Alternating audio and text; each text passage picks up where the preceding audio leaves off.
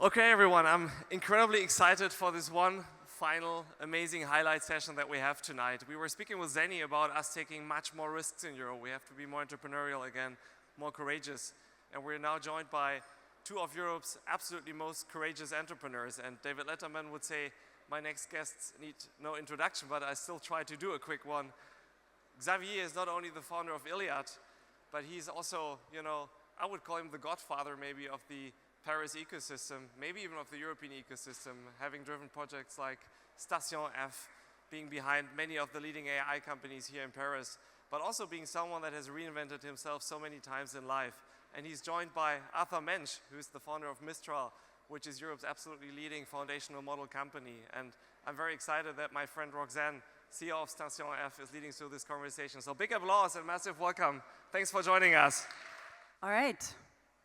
I'm told we're the last, so we're going to have fun with this. And Rob told me that we can go as long as we want, so. All right, well, it's been an insane, I'm going to say week, but the week isn't even over. So much has happened. You guys have participated in all kinds of things that actually probably some people here haven't gotten a chance to hear about, participate in. So tell us a little bit about what did you guys do this week? Where were you? What did you see? What were your highlights? What did you hear that surprised you? Arthur, I'm going to start with you. We started together Monday morning at 8. And so it's the last thing, no? It's our last thing. Good. Exactly, yeah. We started together, we're ending together. What did we do? Everything was happening in this great place called Grand Palais. And it was very well organized, it's a pretty place. It was a good occasion for announcing a few infrastructure investments. Apparently, we didn't do it, but the French state did. It was a good occasion for the different states to come together and discuss different opportunities, discuss the opportunities with India, for instance. Narendra Modi was here. For us, it was a good opportunity for visibility, in particular as we've released our first B2C app last week. And in general, in Europe, I think we come out of this summit with a lot of optimism because we've seen the enterprises accelerate and announce some acceleration in their adoption of AI and their commitment to work with companies that are incorporated in Europe. Which is good, which is actually needed, which is going to help them a lot to deliver on use cases and to actually use the technology. So overall, very optimistic, very happy that this summit has happened, and also very happy that this is ending. Super, so that's the official response. But you have met so many incredible people. You guys were at the Élysée dinner, you guys were at the leaders session. I mean, tell me about who did you meet? What did you hear that was impressive? Roxanne, you were with us. I was with you. Yeah, I was with you. But you guys were really there. Come on. No, I want to hear just something that kind of really struck you. I think something that struck me is there was the president of Alibaba at the dinner with at the Élysée, and he was explaining how open source models will prevail, and we very much agree with that. So. I think he did a speech, and then I did a speech. So before that, Sam Altman did a speech on scaling and putting a lot of billions in it. And then I did a different speech, and that was interesting. It was well received, apparently. You did an amazing speech. Your speech was the best one. And Xavier, what about you? So you want some real inside. So I want something real. So at Grand Palais, it was very cold, so we are sick. Now, so we had a nice day, but they forgot to put some heat. This was the worst, and at the Élysée, many people talked. Sometimes it was good, sometimes it was not that good. Not that good, yeah. So 3 hours of. I won't make you say names. But let's go back to what Arthur said earlier about the investment announcement, the optimism. First of all, 109 billion. What do you guys think about this? Is this enough? Is this real? What are we talking about? Xavier, I'm going to start with you. Okay, so it means you have a real business. It's completely different than other tech innovation. In the past, in this business, you have real money, and so it means you can invest and having a return. So it means if you invest few billion to build a data center, it means you have customers that will use your products, that will pay, and it's real investment and real money. So I'm not sure if it will be 100 million, 200 or 50 billion at the end, but it will be real investment. And in France, we have some good things for AI. The first thing is talents. We have the best talents. One is here and his team, and it's an amazing talent. So we have good school, including Polytechnic, which these schools are producing, I think, the world best talents. And so it's one of our chances, and we need to keep this talent in France, or we need to have them coming back to France, this first chance. The second one is that we have power, electricity, green, 96% green at low cost, and we have so much electricity, so much power that we are selling our electricity to our neighbors in Europe. And it's a good thing to use this electricity in France, and it's why we should have many data centers which should open in France in the next months and years. And this is mostly, I believe, infrastructure investments. So these are funds that are buying data centers and buying chips, and then selling slices of that to cloud providers. And so I think beyond the investment that are made, there is a question of who actually creates the value on top of that. And it's going to be important to have European players come into the game, cloud providers that scales their activities on the top of on the basis of AI being used everywhere in every applications. So at Mistral, we're making applications, we're making models, we're making developer platform that can sit on the GPUs that are going to get bought and on the infrastructure that is being built. But where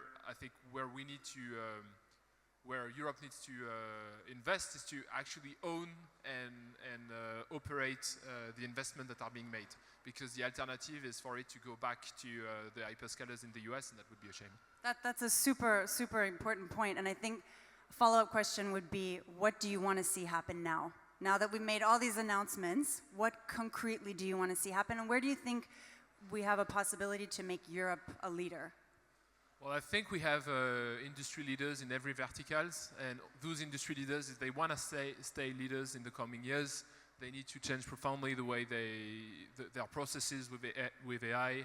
They need to make sure that every employees use artificial intelligence to double their speed of operation, and which means that in turn this is going to create a lot of demand. And by creating demand, you're allowing AI companies, cloud providers, regional cloud providers to grow and to actually buy those slices and to use them. So as our demand grows, we are actually buying more capacity, and that is a way to make sure that the value gets created by European companies and do not flow back to the US. Super, Xavier. I think we need more entrepreneurs, more startups. It works well in France for the time being, and I think the best startups in Europe are in France. But I think we need more of these startups to increase the size of our ecosystem in AI. I agree. We should have 1, 2, or 3 cloud provider hyperscalers in Europe. We try to work on this thing, but I would like to have more competition, because when you have competition, you become always better. So it's good to have competition. I would like people in France and in Europe to use more and to try more what is AI, LLM and other products, companies also, because the adoption level is low, and it helps everybody. You know, people are scared today with AI of losing their job. I think the main risk, it's not to lose, for them to lose their job. Their main risk is to lose their job and to be replaced by someone who knows how to use the AI. And it's why we need to help people to try to use AI. Yeah, I think there's definitely some adoption that can be accelerated, and that's the point for us to continue growing on the enterprise side, but also to move to the more broad public and consumer side. That's a way to show how to eventually use agents, leverage AI when connected to your context, leverage AI to automate many of the tasks that you do on the day-to-day basis. So that adoption is going to be it's going to be a flywheel, because once everybody knows how to use AI, they're going to have ideas on how to implement them in their companies. And so that's I think what we need. We need more ambition in the speed of adoption, and we've seen that ambition. We've seen a catalyst for this ambition at the summit, and we need, as Xavier says, we also need more entrepreneurs. We need more great leaders in the industry that are driving AI roadmaps within industries, and that's something that. That's something that the US do very well. Like Silicon Valley engineers, they flow back and forth to the Fortune 500, and that's not something that we do a lot. And by broadening the ecosystem of AI and broadening the tech ecosystem, we're going to achieve that eventually. So now I want to talk to you guys about something you've both talked about quite recently in the press. Exits, IPOs, a lot in the press. We're going to IPO one day. It's not going to be right now. It's going to be in the future. European companies should not sell. They should IPO. What's going on? What's happening behind the scenes out there? Is Iliad going to IPO? So I used to have a public company. Now it's private, so I did the opposite. But no. So I make your life easier. No, my dream is to have big privately and controlled by entrepreneurs companies in AI and in tech in Europe. One of our main issues has been that our best companies they had been sold. I think we have two big successes in Europe in tech. It's Spotify and Mistral. So we have two big successes. When you go to the US, they know two big companies in the tech world. So I dream to have this company becoming bigger, raising more money, doing IPO, but staying in Europe with a European control. So it's my dream. But now you have entrepreneurs, they do what they want, it's their choice. And so now it's you. No, I mean, as an independent company, I mean, we left very big US companies in comfortable position to build a company that was not a US company. We're growing in the US as well because we're exporting technology. But independence is important. I think there's definitely a need for a third way in between what the US is proposing, which is extremely centralized AI, and what the Chinese is proposing, which is pretty much state-controlled AI. And so we are proposing a decentralized way, a customizable way of having AI systems and AI applications within enterprises. We're proposing a new way to use AI as a consumer. And I think we can do it independently. What that means eventually, if you're an independent company in tech, I mean, except if it's Iliad, you eventually do an IPO. And so that's actually what I said at Bloomberg, and then I ended up with advisory from France telling me explaining how they would enable our IPO in the coming months. And then I told them that wasn't super relevant. It's no longer 1997, so like companies that are 2 years old don't IPO. Yet, but effectively the ideal path of a startup is to get started and then raise money all the way to being profitable, and then it IPOs. And for this, I think what is needed in Europe is to have follow funds, growth funds that are stronger than what we have today. And we're starting to see that change, and we're hoping that this will eventually be the case. Some people are saying that big shareholders are US funds, including in Mistral. But in fact, the money is coming from Middle East. So I don't know, you say this word fungible. I don't know, you say this word in English. Fungible. Well, fungible. You think it exists? I don't know. But it means the money is coming from all over the world. And when the fund can be based in the US, it invests in a French company, but the money maybe is coming from France or for somewhere else.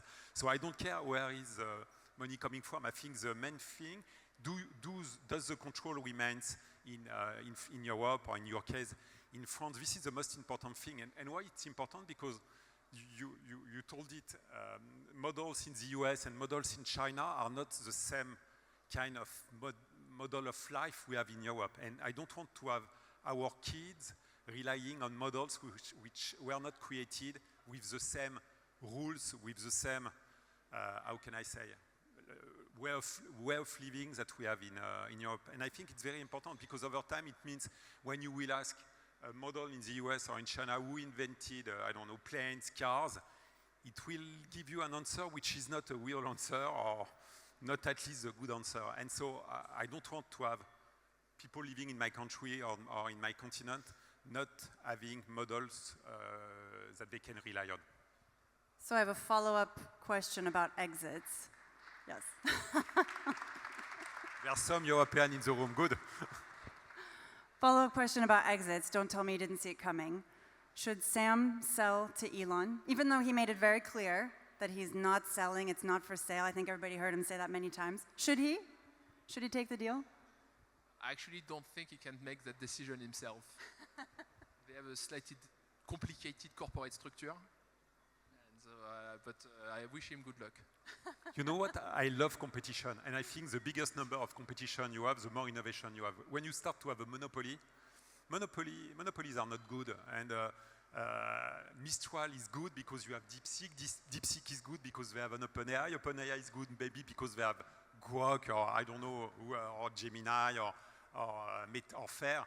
And because of this competition, you have more money, you have everybody's working, try to beat the other one, and it's very good for innovation. So I think it's too early to have consolidation in this world, and I'm very happy to have many companies working. I know for some of them it's complicated because all of them, they have many buyers, many offers, and it's huge money, so it's tough to say no. But I'm so happy for the time being that we have strong people. And if this guy wants to buy, maybe it means he's not as good as he says. No, with maybe I'm not sure, but We mean Elon? your friend. We don't know. We'll come back to Elon in a bit. But you mentioned something that I wanted to follow up on, DeepSeek. So I want to know, especially after, I want to know how you lived the arrival of DeepSeek. What did you see, witness? How did it impact Mistral? I want to talk about Mistral and DeepSeek before he talks because he's very shy. But we were having already DeepSeek in France. And sometimes we are good for product and not as good for marketing. I don't know what you think. We are good sometimes for creating amazing product and not for marketing. But I mean, we are not perceived as an adversary of the US, and I think that was most of DeepSeek marketing, so yes, indeed. No, DeepSeek is a great lab. It was created approximately at the same time as Mistral. They've been relying on one of the technology that we provided last year, and so they did a good job at scaling it. They train models efficiently. We train models more efficiently. And they did a great job at making models good at mathematics. They explained how they did it, and they actually simplified quite a bit what everybody was doing at the time. So it's a great contribution. It shows the power of open source. You give, and then you take back much more, because you have another lab that has worked in different directions, and that has worked in complementary directions, that is providing something that everybody can benefit from. For us, it was no surprise, and we actually knew that China was very strong. They have very strong people. They have very strong. They have very good quality data, and they have infrastructure. So as long as you have that. Any impact on Mistral? No, on Mistral, this is great. This is accelerating us. We've been working on reasoning and making mathematical model for a year, and we've been releasing interesting things as well. But they actually did a good job at certain methods, and so right now we will release very interesting artifacts in a little time. That should be interesting, and that should actually level up even more what DeepSeek has produced. Super. We're running low on time. I have kind of two more topics I want to touch on. You are both two people who see everything in the ecosystem. You see all the innovations, you can see the future use cases, you can see the different types of adoption. Tell me what's impressing you right now. What are you looking at? What are you interested in? Where do you think people should be paying attention? what I like in the AI world is that instead of having people who were in the tech, before during the last 10 years, we had people who were very financial. And what I love in the AI world that we meet now people who are really completely so clever, who are finding ways which are different to do all these models. And it's completely a change because we used to meet people who were talking about money and this kind of thing, and now we talk with people. I think I understand 1%, or the first time we met, I think we understood 2% maybe at the beginning of the thing you told me before you've learned. creating Mistral. But so it's a big change, and I learned so much, and I know 1% of maybe what you know, but I learned so much in this new environment, not talking only about money and this kind of thing. So I think you have more deep discussion than before, thanks to AI, and thanks of the people working in this area. No, and I guess, I mean, for me, what is exciting is that we're working on making a better human-machine symbiosis. We're going to have assistants and AI systems that learn more and more from humans. So what we've done, like for the last 4 years, is to compress the knowledge that was out there on the internet. But now what we are doing is to work and deploy systems that are learning from how humans, employees are working, so that they can imitate it and that they can grow in different expertise directions. So we're making systems that are getting expert at many different fields. There's some transfer of knowledge in between mathematics, in between coding, and in between philosophy. If you train a model which is great at mathematics, it's going to be better at philosophy. It's going to be better at doing web search. So you have these transfer effects that are effectively making models and systems that can address more and more tasks, and that's going to change quite profoundly the economy in the years to come. What I would like to add, two things. The first thing, it's not, if you have a lot of money, it doesn't mean you will have the best models. And you've done this demonstration, and DeepSeek too. I don't know if it has cost only 6 million or 50 or 500, but if you look all the competition in this market, they are spending 10 of billions. And if you take your computer and you want to install a model on your computer, the best model for your computer, it's a Mistral model. It's the best model you can find for your own Mistral computer. Small. You can download it if you want. And it means you have people spending tens of billions to try to beat them, and they succeed. And I love this kind of thing. It means money cannot buy everything, and it's why we have a chance in Europe, because it's not the biggest amount of money you raised. It's not because you are the richest company in the world that you can win in this world. All right, I'm not letting either of you get off the stage without telling us a couple of companies, startups, ideas. We talked a lot about entrepreneurship that have caught your eye recently.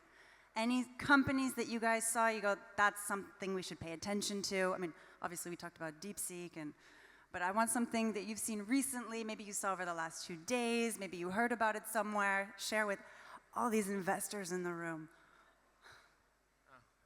You have to talk about competition, it's tough. Huh? No. I have a bunch of friends that are setting up a company that is doing the personalization layer of AI. So basically the cookies of tomorrow's agents, and I find that pretty interesting. So if you want to know more, send me a message. Excellent teaser. Xavier? No, I like an old one called Photoroom, which works well, and I think they were at Station F, no? We know them very well, yes. I like them because they have a real application based on an AI, and you can build thousands of startups in many verticals, because today we are talking about LLM, which is a large thing, but you can create, I don't know, 10,000 or 100,000 startups dedicated to one topic, and I'm sure we will have big surprises in the next month. Super. Well, we're just about out of time. I have one very last question for Xavier. Should we expect to see you and Elon at Lidl anytime soon? Did I say something stupid or no? I don't know. No last comments? Thank you both. This is wonderful. Thank you. Thank you.